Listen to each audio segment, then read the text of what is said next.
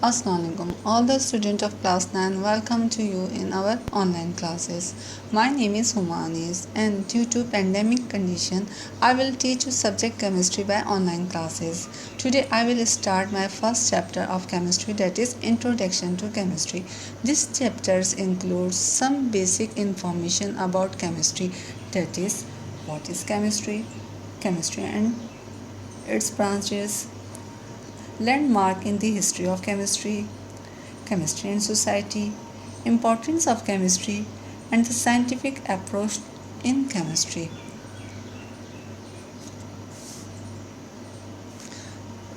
Let's start its first topic, that is definition of a chemistry and its branches.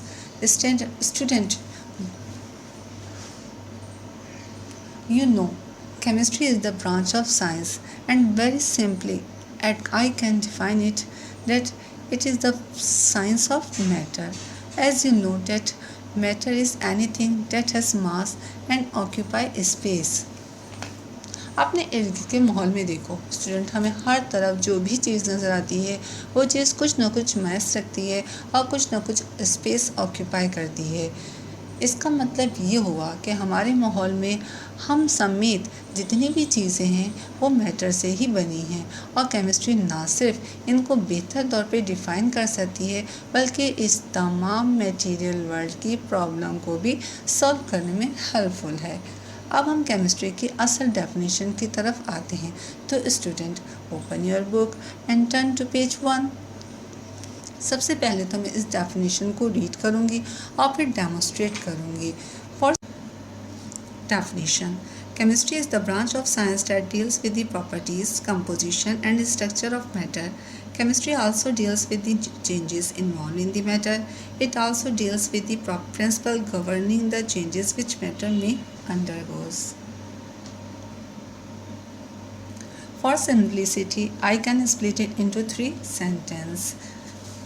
आपकी आसानी के लिए मैंने इसको 3 सेंटेंसेस में डिवाइड करके इसको समझाऊंगी। It deals with the properties, composition and structure of matter. इसका क्या मतलब है?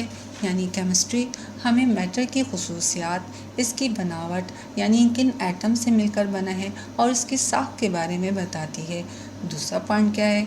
It deals with the changes of matter, यानी केमिस्ट्री मैटर के अंदर होने वाली तब्दीलियों के बारे में भी बताती है कि किस तरह एक सब्सटेंस की नेचर में तब्दीलियाँ होती हैं। और तीसरा पॉइंट क्या है? It deals with the principle governing the changes in matter, यानी केमिस्ट्री इन कवानीन को भी डिफ़ाइन करती है जिनके तहत मैटर में तब्दीलियाँ वाक़ई होती हैं। Now I think you can understand the definition of chemistry easily. और बच्चों, ये आपको और भी आसान लगेगी जब आप इसको 2-3 दफ़ा पढ़ोगे और देखोगे, राइट। अब हम अपने टॉपिक के दूसरे पार्ट की तरफ आते हैं, that is branches of chemistry. Chemistry is divided into various branch. अब यहाँ हम कुछ अहम ब्रांचेस को डिफ़ाइन करेंगे। अब मैं हर ब्रांच को 1 बाय 1 डिफ़ाइन करूँगी। तो first one is physical chemistry. Physical chemistry chemistry की वो ब्रांच है जिसके अंदर हम उन लॉस और प्रिंसिपल को, उन कवानीन को डिस्कस करते हैं जिनके तहत एटम और मॉलिक्यूल आपस में मिलकर केमिकल रिएक्शन में हिस्सा लेते हैं। असल में फिज़िकल केमिस्ट्री मैटर की फ़िज़िकल प्रॉपर्टीज़ को डिफ़ाइन करती है। Second one is organic chemistry. बेटा, अभी तक दुनिया में तकरीबन 106 तक एलिमेंट डिस्कवर हो चुके हैं। एलिमेंट क्या होते हैं? एलिमेंट वो सब्सटेंसेस होते हैं जो एक जैसे एटम से मिलकर बनते हैं, यानी उन एटम से मिलकर बनते हैं जिनके अंदर प्रोटॉन की तादाद सेम होती है। ठीक है, तो इन तमाम एलिमेंट्स में से सिर्फ एक एलिमेंट कार्बन के कंपाउंड्स की स्टडी को ऑर्गेनिक केमिस्ट्री कहा जाता है।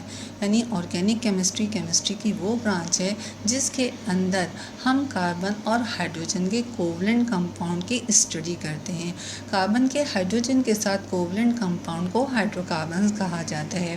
बाज़ औक़ात इनके कुछ डेरिवेटिव्स, यानी डेरिवेटिव्स वो चीज़ होते हैं इनके अंदर हाइड्रोजन के अलावा कुछ दूसरे एलिमेंट भी शामिल हो जाएं। जितने भी तमाम लिविंग ऑर्गेनिजम्स हैं इनके अंदर कंपाउंड्स की नेचर ऑर्गेनिक ही होती है। इसके बाद third one is inorganic chemistry. Inorganic chemistry में देखो बेटा, हमने अब कहा कि सिर्फ एक एलिमेंट कार्बन कंपाउंड की स्टडी को हम ऑर्गेनिक केमिस्ट्री कहते हैं। इसके अलावा भी तो बेशुमार एलिमेंट हैं, उन तमाम बाकी एलिमेंट और उनके कंपाउंड की स्टडी को इनऑर्गेनिक केमिस्ट्री कहा जाता है। इनऑर्गेनिक केमिस्ट्री बेसिकली उन कंपाउंड को डील करती है जो कि नॉन लिविंग ओरिजिन होते हैं, यानी मिनरल्स वगैरह से हासिल होते हैं। Next one is analytical chemistry. चलो बेटा, कांची में पानी तो नहीं आता, फिर क्या करते हैं, बोरिंग करा लेते हैं। जब बोरिंग कराते हैं तो निकलने वाले पानी में जो पानी हासिल होता है उसको हम ऐसे तो नहीं पीते, पहले उसका सैंपल लेते हैं, उसको किसी लेबॉर्ट्री में भेजते हैं और वहाँ पर हम उसका टेस्ट करवाते हैं, यानी कोई इसके अंदर कोई ऐसी टॉक्सिक सब्सटेंस तो मौजूद नहीं है जो हमें नुकसान पहुँचाएँ। वहाँ पर उसके अंदर कुछ मेथड और टेक्निक्स के ज़रिए मालूम किया जाता है कि इस दिए गए सैंपल के अंदर कौन कौन सी चीज़ें मौजूद हैं, किस हालत में मौजूद हैं, कितनी क्वांटिटी में मौजूद हैं। तो केमिस्ट्री की वो ब्रांच जो जिसके अंदर हम उन मुख्तलिफ मेथड्स और टेक्निक्स की स्टडी कर रहे हैं, जिसके ज़रिए हम किसी भी दिए गए नमूने में, सैंपल में मुख्तलिफ सब्सटेंस की काइंड, क्वालिटी और क्वांटिटी के बारे में मालूम कर सकते हैं, वो एनालिटिकल केमिस्ट्री कहलाती है। Next one is biochemistry. बच्चों, ये केमिस्ट्री की वो ब्रांच है जिसमें हम इन कंपाउंड की स्टडी करते हैं जो लिविंग ऑर्गेनिजम्स में पाए जाते हैं। एक लिविंग ऑर्गेनिज्म या तो प्लांट हो सकता है या एनिमल।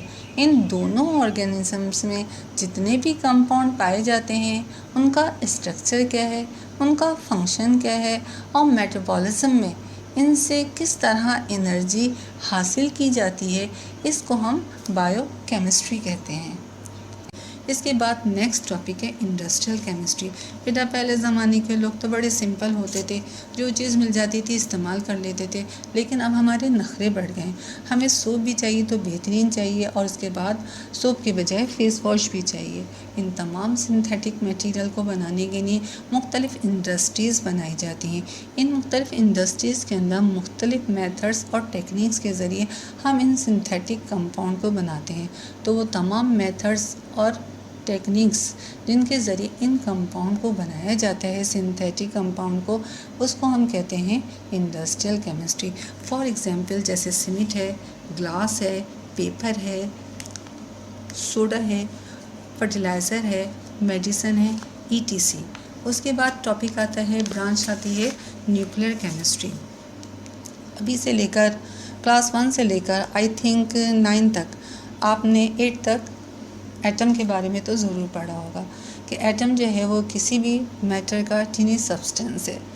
इसका स्ट्रक्चर भी पता होगा कि इसके दरमियान में एक छोटा सा पार्ट होता है जिसको हम न्यूक्लियस कहते हैं, जिसके अंदर जो 2 tiny particles proton and neutron मौजूद होते हैं। इसके अलावा जो थर्ड पार्टिकल है इलेक्ट्रॉन, वो इस न्यूक्लियस के गिर्द रिवॉल्व करता है।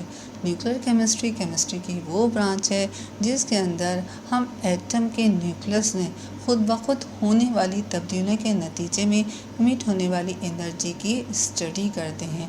अब ये हासिल होने वाली स्पॉन्टेनियस डिसइंटीग्रेशन के नतीजे में हासिल होने वाली एनर्जी को या तो हम अपने फ़ायदे के लिए इस्तेमाल कर सकते हैं, यानी क्या हम इसके ज़रिए मुख्तलिफ बिजली भी बना सकते हैं, डिजीज़ को डायग्नोस भी कर सकते हैं और उनका ट्रीटमेंट भी हो सकता है। और अगर डेंजरस पॉइंट के ऊपर लो तो हम इसके ज़रिए एटम बम भी बना सकते हैं। उसके बाद आता है एनवायरमेंटल केमिस्ट्री। दुनिया ने अपनी फ़ायदे के लिए बहुत सारी इंडस्ट्रीज़ बनाई। इन इंडस्ट्रीज़ के अंदर मुख्तलिफ़ केमिकल के इंटरेक्शन होते हैं। इसके अलावा हमारे एनवायरनमेंट में जैसे जैसे व्हीकल्स की तादाद बढ़ती जा रही है, वैसे वैसे एनवायरनमेंट में मुख्तलिफ़ केमिकल्स की तादाद भी बढ़ती जा रही है। इन केमिकल का इंटरेक्शन और उसके बाद इसका इफ़ेक्ट हमारे एनवायरनमेंट पे, इसकी स्टडी को एनवायरमेंटल केमिस्ट्री कहा जाता है। एनवायरमेंटल केमिस्ट्री का अक्सर पर्पस ये होता है कि किसी तरह हम अपने एनवायरनमेंट को लिविंग ऑर्गेनिजम्स के लिए फ़ायदेमंद बना लें और टॉक्सिक इफेक्ट को रिमूव कर सकें। इसके बाद आता है पॉलीमेरिक केमिस्ट्री। पॉलीमेरिक केमिस्ट्री की वो ब्रांच है जिसके अंदर हम एक स्पेशल रिएक्शन पॉलीमराइजेशन की स्टडी करते हैं और उसके ज़रिए बहुत सारे बेनिफिशियल कंपाउंड बनाए जाते हैं। जैसे फॉर एग्जांपल पॉलीविनाइल क्लोराइड जो कि एक प्लास्टिक है और इसके ज़रिए हम अपने डेली यूज़ के लिए बहुत सारी चीज़ें बनाते हैं। अब पॉलीमराइजेशन रिएक्शन क्या है? पॉलीमराइजेशन रिएक्शन एक ऐसा रिएक्शन है जिसके ज़रिए छोटे छोटे यूनिट्स जिनको हम मोनोमर्स कहते हैं वो एक दूसरे से कंबाइन होकर बड़े बड़े लार्ज मैक्रोमॉलिक्यूल्स बनाते हैं। इन मैक्रोमॉलिक्यूल्स को हम पॉलीमर्स कहते हैं। ठीक है, तो मेरे ख्याल से आज का टॉपिक आप लोगों को यकीनन समझ में आया होगा।